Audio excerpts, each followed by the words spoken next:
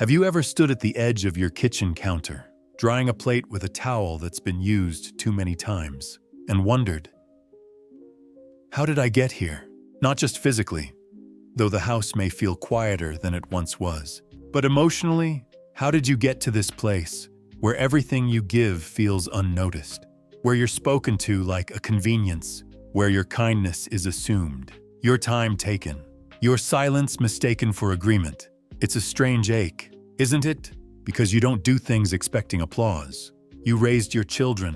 You helped your neighbors. You gave your heart to people not because you wanted anything in return, but because that's who you are. And yet, there's a difference between giving freely and being taken for granted. And somewhere along the line, you began to feel it. Not all at once, not with one grand betrayal, but in the small, steady ways. Someone's tone changed. The way they text only when they need something. The way you're expected to always be there, always adjust, always smile even when you're exhausted. But what happens when the warmth you give stops being appreciated and starts being expected? That's where dignity begins to whisper. Let me tell you about a woman named Claire. She's 74 now, lives in a little home with creaky floorboards and lace curtains. She still irons every Sunday. She has 3 children grown, busy, scattered across the country. Claire has always been the one who remembers. Birthdays, anniversaries, even small things like which grandchild likes the blue cup instead of the green. But over the years, her phone started ringing less and less, unless someone needed something. One morning, her daughter called, not to say hello, not to ask how she was, but to say she needed help moving house. It was the 5th time in 3 years. Claire looked at her calendar. She had a small gathering planned with her friend from church, a rare outing she'd been looking forward to. And yet, her instinct was immediate. Cancel her plans, say yes, be there. She'd always done that. But this time, something inside her paused. It wasn't anger, it wasn't bitterness, it was clarity. She picked up the phone and said, gently but firmly, I won't be able to help this weekend. I have plans. I hope the move goes smoothly. There was silence on the other end, a long one. Then her daughter said, okay, I guess I'll figure something out. Claire hung up and stood in the center of her kitchen, the silence pressing in like a wave. She waited for the guilt to come, but it didn't. What came instead was peace, because for the first time in a long time, she had chosen herself without apologizing for it. That sentence, I won't be able to help this weekend, wasn't cruel. It was clear. It wasn't a wall. It was a boundary. And boundaries are not about keeping people out. They're about keeping your dignity in. If you've ever felt like Claire, like your giving has become someone else's default, like your yes is assumed before it's even asked, I want to tell you this. You are not selfish for saying no.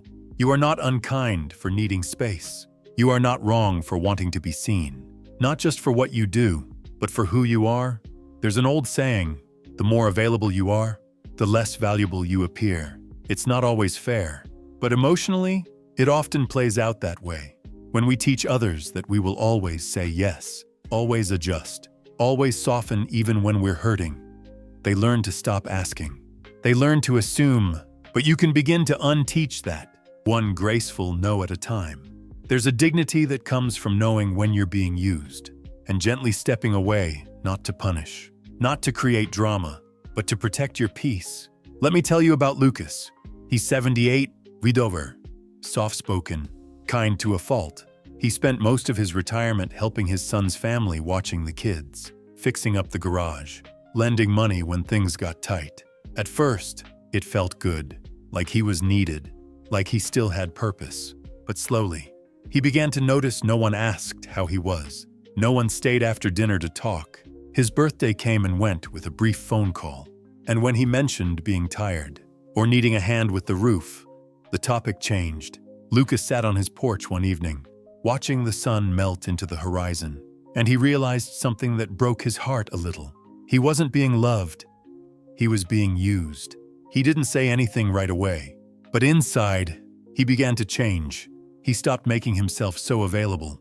He politely declined the next last-minute babysitting request. He didn't offer money when the car broke down. He simply said, "I trust you'll find a good solution." And just like that, he started reclaiming himself. It wasn't easy. The silence that followed those choices felt sharp at times. But slowly, it was replaced with something steadier. His days became his again. He went fishing on Saturdays. He started painting again. He even joined a book group, something he hadn't done in decades. And the most unexpected thing, when his son realized Lucas wasn't always there on call anymore, he started calling just to talk, to check in, to reconnect, not because he needed something, but because something had shifted. You don't have to fight to be respected. You don't have to explain every no. Sometimes, the most powerful thing you can say when you feel used is something simple, something clear. "I've been generous for a long time, but I need to take care of myself now." Or, "I want to help when I can, but I can't give from an empty place anymore." Or even, softly but surely, "I feel taken for granted, and I'm stepping back." You don't need to shout. You don't need to justify your exhaustion. You only need to remember this. You are not a service. You are a soul, and you are worthy of love that doesn't come with a price tag. Let's pause here. Let that truth settle, not as a warning to others, but as a vow to yourself. You are allowed to walk away from anything that steals your peace, even if it's dressed as duty. And when you do, you don't become cold. You become clear. That clarity is the beginning of your healing. There's a certain kind of silence that settles in after you finally speak your truth. Not a silence of guilt or regret, but a silence of space. The space between who you were when you gave too much and who you are becoming when you start giving to yourself. This space can feel uncertain at first, awkward. Even, you might catch yourself second-guessing, was I too harsh? What if they think I don't care? That's normal, especially when you've spent most of your life being the reliable one, the generous one, the one who never says no. But that pause after truth, that uncomfortable, quiet space is also where your dignity begins to take root. Let's talk about Nathan. He's 76, lives in a modest house with a porch swing that creaks like an old friend. For years, he drove his adult daughter to her appointments, paid off little bills she was too ashamed to mention, fixed her car, mowed her lawn, all without being asked. He did it with love. But over time, something shifted. She started calling only when something was broken. Her tone became clipped. When he once mentioned he was lonely, she brushed past it, said, "Dad, I don't have time for this right now." That was the moment something cracked inside Nathan. Not anger, not bitterness, but a quiet realization. He had been giving and giving, but was no longer being treated with care. One day, after driving 2 hours to fix her plumbing, he came home and stared at the worn-out shoes on his feet. Shoes he couldn't afford to replace because he'd just handed over money for her electric bill. And he finally said to himself, out loud, "I matter too." That was his turning point. Not dramatic, not loud, but deeply real. The next time she called asking for help, Nathan took a breath and replied, "I love you, but I need to focus on taking care of myself right now." She didn't like it. She said he was being selfish, that he used to always be there. But Nathan held steady. He didn't defend or explain. He simply repeated, "I've reached my limit."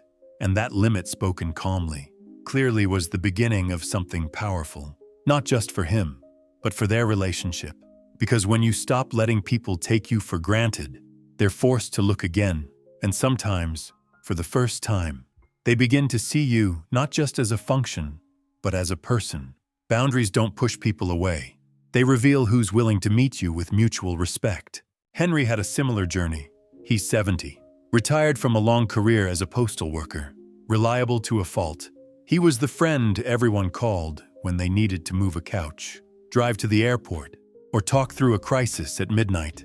And he always showed up until the day he needed help himself. After minor surgery, he asked one of those same friends to drop off groceries.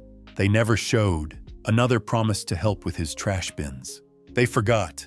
Henry spent 4 days recovering alone, eating crackers and tap water, too proud to call again. That solitude, while painful, clarified something deep. Being a giver isn't the problem, but being a giver to people who only know how to take, that breaks your heart quietly. So when Henry healed, he started changing the rules of his own life. He began saying things like, "I'd love to help, but I need some rest first." I enjoy being there for you, but I notice it hasn't gone both ways. It matters to me that friendships feel mutual, not angry, not cold, just honest. Some people drifted away, and that was hard. But it was also revealing, because what remained, what stayed, were the relationships that could breathe.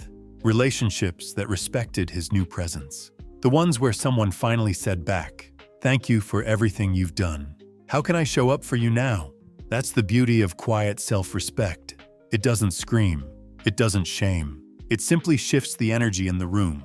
And over time, the people who love you for who you are, not just for what you provide, adjust. The ones who don't, let them go.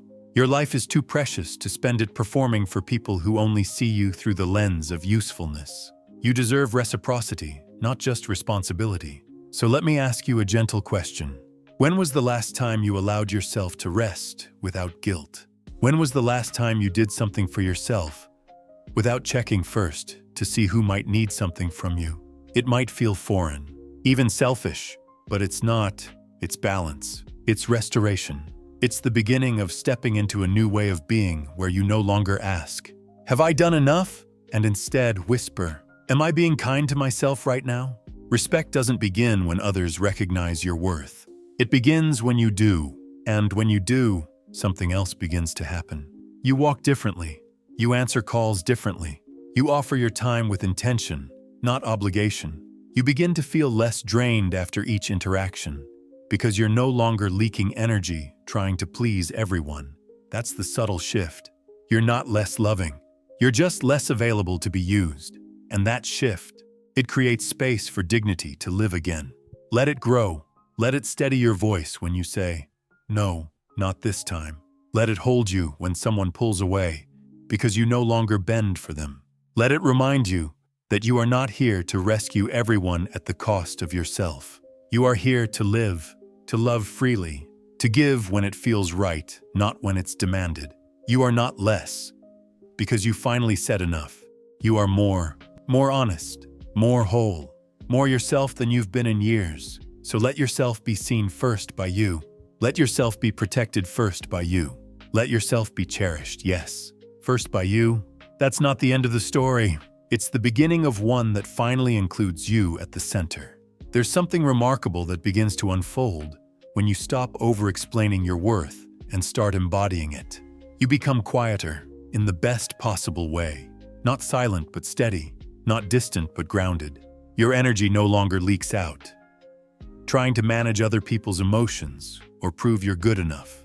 Instead, you become anchored, and that anchoring, that's what begins to shift everything around you. Take Abigail. She's 79, has the warmest laugh you've ever heard, and a recipe for peach cobbler that could bring anyone to tears. For decades, she was the go-to person. Family holidays happened at her house. She did the shopping, the cooking, the cleaning, even when no one lifted a hand to help. For a long time, that was her joy. But over the years, something changed. The kids would show up late, leave early, barely say thank you. They'd take the food to go and leave their dishes behind. And Abigail, she'd just smile, wave goodbye, and clean up after everyone in a quiet house. One Thanksgiving, as she stood alone, washing gravy off a platter, her back aching, a thought entered her heart with stunning clarity. They don't even see me anymore. It wasn't bitter. It wasn't self-pity. It was a truth that had been waiting to be heard. And so, she did something simple, yet brave. The next time a holiday rolled around, she didn't send out the usual invitations. When her daughter called, asking about dinner plans, Abigail said softly, "I've decided to take a break from hosting. I'm going to spend the day resting. Maybe go for a walk. Maybe read something just for me." There was a long pause on the line. Then came the protest. "But Mom, we always go to your house." Abigail smiled gently and said, "Yes, and I've always loved having you, but I think I've been doing it out of habit, not happiness. I'd like to spend this one differently." It wasn't easy. But do you know what happened? The next year, her daughter hosted. Her son brought wine. The grandkids helped set the table. And Abigail, she walked into their home not as a servant, but as a guest of honor. Sometimes, people don't step up until you step back. That's the power of embodying your worth.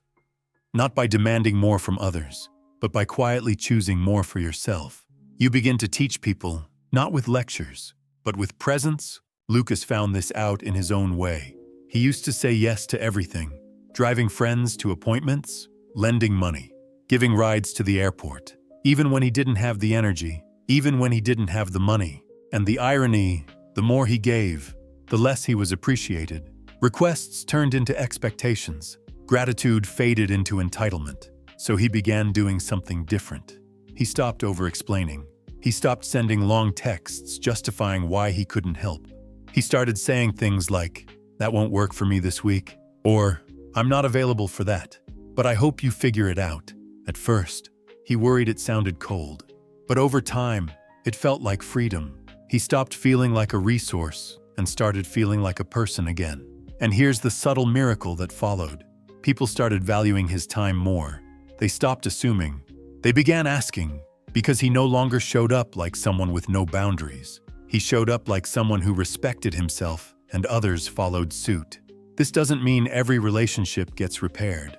Some don't. Sometimes, when you stop being the one who always gives, people who only came for the giving leave. That hurts. Let's not pretend otherwise. But what stays behind? What remains in that sacred space? Peace. The kind of peace that isn't dependent on how many people need you, but how deeply you're honoring yourself. And in that peace, joy returns. Real joy. Not the kind that's a reward for hard work or sacrifice, but the kind that comes from living in alignment with your spirit. Henry, who once measured his days by how much he could do for others, now measures them by how much he listens to himself. He starts his mornings slowly. A walk around the block, a fresh cup of coffee. No rush, no noise, just breath. He doesn't wait by the phone. He doesn't chase old patterns. He lets love find him where he is. And when it does, when his grandson calls just to say hello, or when a neighbor drops off soup just because it feels different, not like a transaction, but like a gift, that's the difference. When you stop giving from emptiness, the love that comes to you is no longer filtered through duty or guilt. It's clean, it's mutual, it's real, and most of all, it's deserved. Because here's the deepest truth I can offer you. You do not have to earn what should be freely given. Love, respect, presence. They are not rewards. They are the natural response to someone who knows their worth. So if you've felt used, if your kindness has been mistaken for weakness, if your time has been taken without thanks, I want you to know this. You are not broken. You are awakening. You are not bitter. You are becoming. You are not retreating. You are rising. You don't need to raise your voice. You only need to raise your standards. You don't need to beg for space. You only need to stop giving yours away. And when you do, you walk away with something no one can take from you. Dignity. Not the kind that's hard or proud, but the kind that's quiet and unshakable. The kind that lives in your spine, in your step, in your eyes. The kind that says, I love deeply, I give generously, but I will not disappear for anyone. That is your birthright. That is your new beginning. If you're still here, still listening, still breathing through this moment with me, I want to offer something soft, but strong. Thank you. Not the kind of thank you that expects anything in return. Just the kind that says, I see you. I see the way you've given so much of yourself.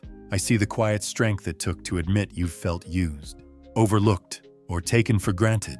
And I see the courage it takes now to do something different. You didn't come here by accident.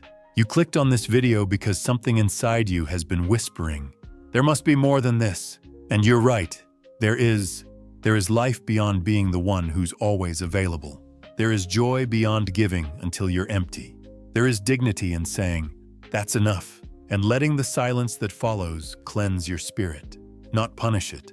If you've ever walked into a room and felt like you were only welcome because of what you could do, if you've ever ended a phone call and realized your voice was never really heard, if you've ever sat on the edge of your bed and wondered, does anyone really see me anymore? Then hear me now, with all the tenderness I can give you from this side of the screen. You are not here to be used. You are here to be honored, cherished, loved. But more than that, you are here to live in a way that honors and cherishes and loves yourself. That starts with noticing what doesn't feel right anymore. The imbalance, the expectation, the way some people only call when they need something. You don't need to shout about it. You don't need to burn bridges. You just need to choose yourself, over and over, in quiet, powerful ways. That might look like saying no without explaining why. That might look like turning down a favor when you're already stretched too thin. That might look like sitting at your own table, eating your own meal, and feeling at peace even if no one else joins you. Because here's the truth. Most people won't say out loud. Sometimes, walking away is the most loving thing you can do for them. And for you, it gives them the space to realize what they've taken for granted. And it gives you the space to breathe again, to remember who you were before you became so tired. To ask yourself gently, what would it feel like to live this day just for me? And if you're willing, I'd love for you to share a piece of your heart in the comments below. Not for validation, but for connection. Have you ever felt like your giving went unnoticed? What helped you reclaim your dignity? What small, quiet choice helped you return to yourself? Your story matters here, more than you know.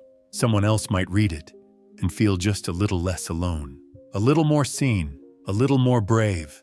And if this message spoke to something inside you, if it helped you feel stronger, clearer, or just a little more awake in your own life, consider subscribing to this channel. I don't post for numbers, I post for connection.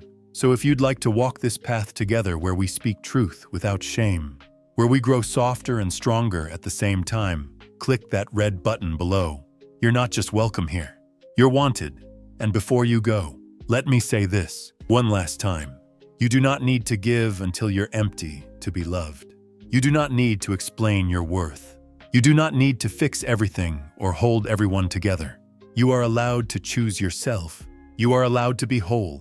You are allowed to walk away from anyone or anything that no longer respects your light. And when you do, you don't walk away in anger.